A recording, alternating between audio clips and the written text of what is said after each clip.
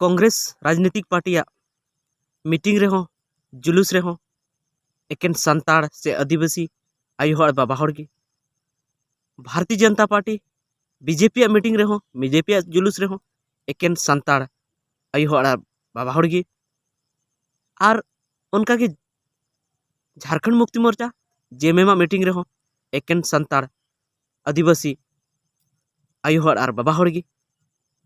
और all Jharkhand student union AJSU meeting रहो एकेन सान्ताड़ गे। एंगाते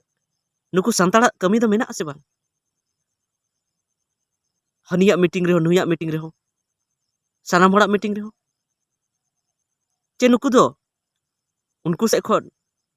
पैसा को नामे से चेत को नामे और तीन गान को नामे ओनाते उनको दो उनको टाइम तेको चला कना जहां गी को रिजेवे जहाना मीटिंग कान गी ओना रेगी चला कना। तो गाते को अडिगान दिकु को पाले नोआ गे आबो बाबत को हुदिस तहना और सरी कान गया जहां राजनीति पार्टी जुलूस किम नेला मीटिंग किम नेला सान्ताड़ आयु हड़ से आदिवासी आयु हड़ और बाबा हड़ गी बेसी को तहना। ओंडे नेता को जहां को हिजो लीडर को उनको दाराम लगी हो सान्ताड़ गी तायम तायम ते जहां को गुयर गुयर को चला उनको सनाम सान्ताड़ गी। तबे गाते को नुआ बाबत बुन गालमारावा जे चेदा ओंडे दो सान्ताड़ गी चेदा ओंडे दो आदिवासी गी एकेन सान्ताड़ ना कथा दो बज मेने पाले नुआ दो मध्य प्रदेश छत्तीसगढ़ उड़ीसा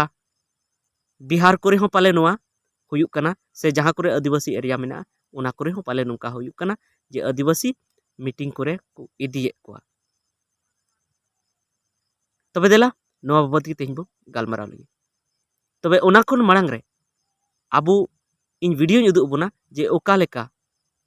मिटन मीटिंग रे ओंडे को जारवा कना और ओना मीटिंग दो तहे कना भारतीय राष्ट्र कांग्रेस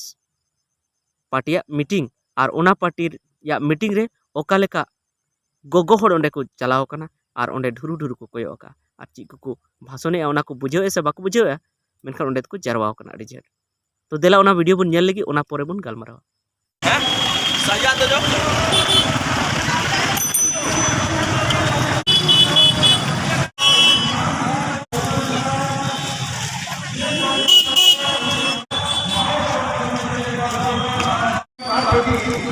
हम आज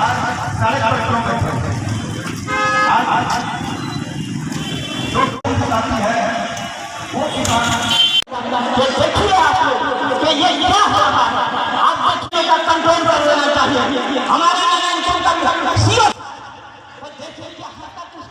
तिने बेंजेले को नुको सनाम गी सान्ताड़ आदिवासी गोगो हड़ कना को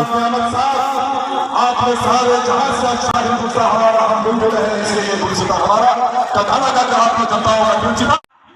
नॉय तुम दा टमाक को इदी का था ना रू लगी थे मोदी ने देखने में पूरा देश के धड़कन बड़ाई के विधायक उमा शंकर अकेला कांग्रेस पार्टी के जिला आज हमारे आंखों के सामने दिख रहा है। ये हम किस ओर जा रहे हैं हम अपने देश को किस ओर ले जा रहे हैं जो नारा दिया करता था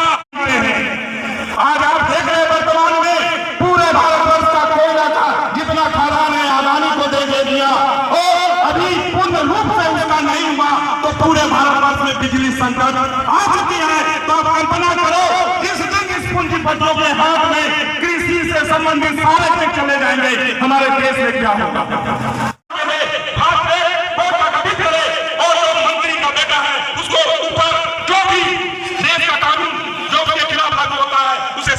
मैं यही सबक देने से मांग करता हूं मीडिया बंधुओं से ये बात कहना चाहता हूं इसे क्या करते थे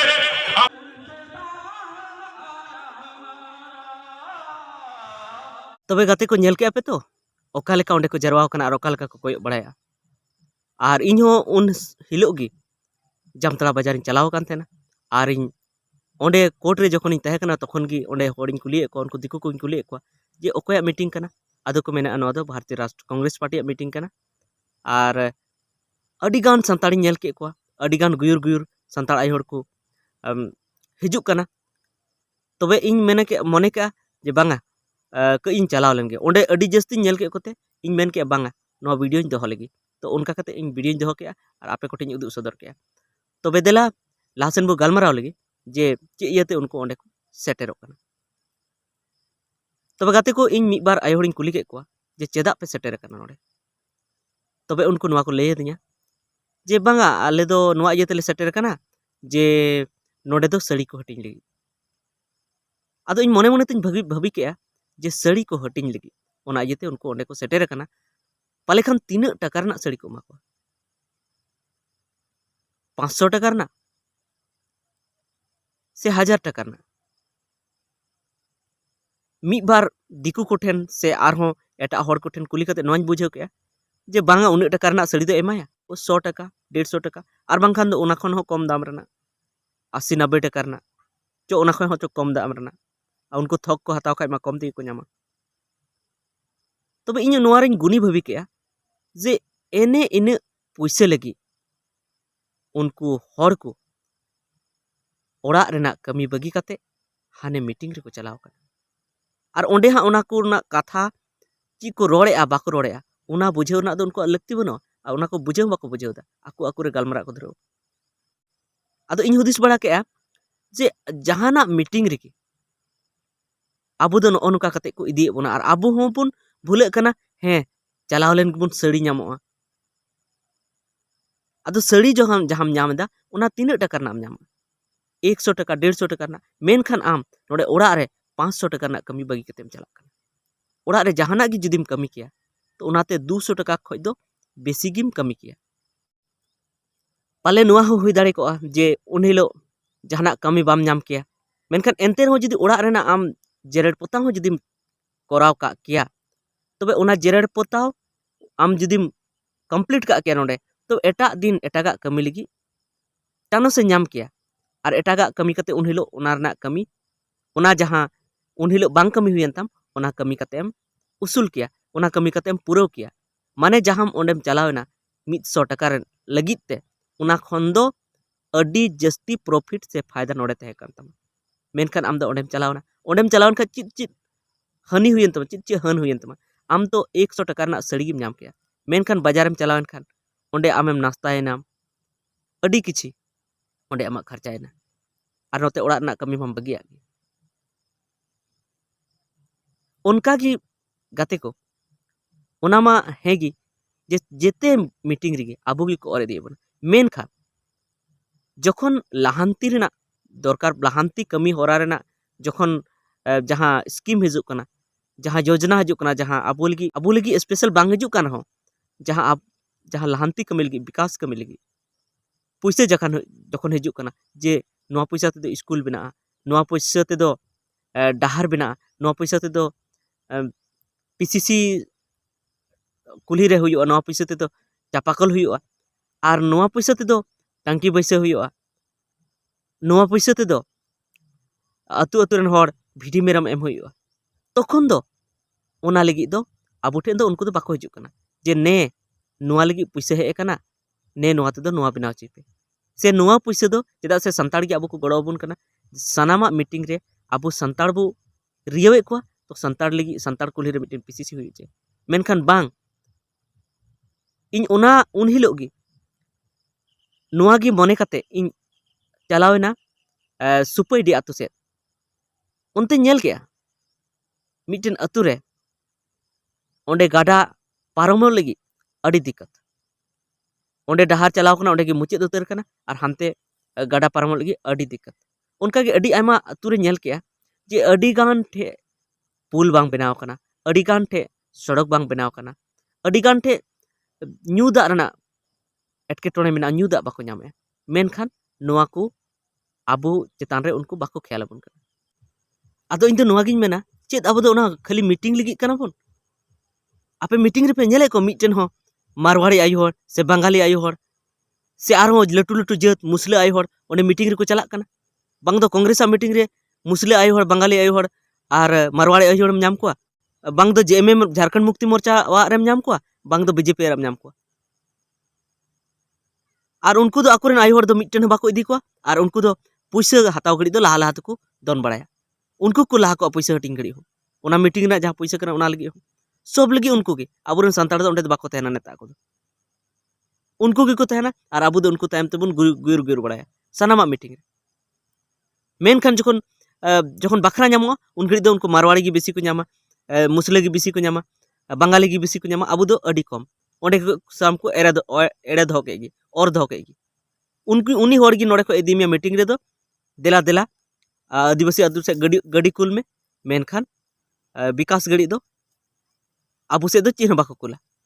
तबे आबू दो ची नुआ लगी कान गया बुन सानाम हड़ा मीटिंग रे पीछे में सानाम हड़ा मीटिंग रे चला में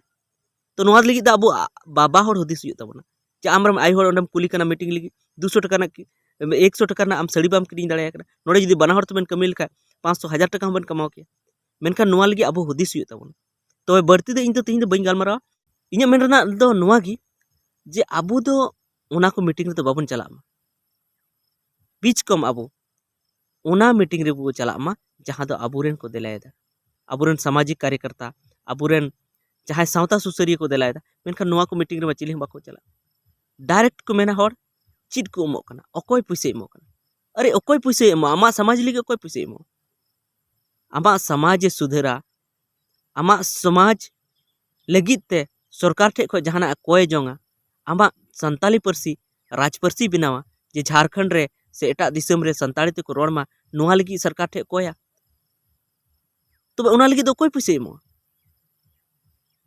अपनार ते चला हुयो से उंडे दो उनको गड़ो को हुयो आबो धर्म थान दिकु को आक्वा एदा उना बंचा मा उना लगी हड़ को देला एदा तो मेंदा कोई पैसे एमो आबो जमी जायगा को बंचाव लगी जहाँ कानून में CNTC SPT एक्ट उना दिकु को बड़ी एदा राजनीतिक पार्टी को बड़ी एदा सरकार बड़ी एदा उना बुन टिकाव दाराम उना बुन बंचाव दोहे लगी हर को देलावाम कना उना रे मेंदा कोई पैसे एमो आमा जायगा नीलमो कना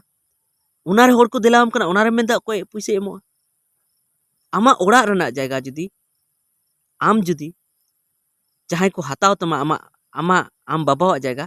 तो उन घड़ी जुदी हड़म दिलाव को उन घड़ी जुदी उनको हड़ को मेताम खाए जे तीन पैसा मैं तखन आमा चीज चिका तो नुआ गे अब पूरा समाज लगी हो हदिस तबन पे पूरा समाज रेन हड़ रे जहाँ जुदी को होय तबना समाज लगी मीटिंग तबे आपे तो बुझाव तबन पे जे इन्य ओड़ा रेन बगल रेन गे इन्य ओड़ा धारे रेन हड़ गे होय ओनाते चला लगती कान तबे नो नोंका तेहना गालमाराव थे कान तबना आर नुआ गालमाराव आरहो अडी झल गे तोंगे तहना हा मेनखान मिटन वीडियो रे दो बांग पूरा कना तबे देला तेहना वीडियो तो नोडे बन दोहयदा नोडे बन मुचाद दा मा जोहार।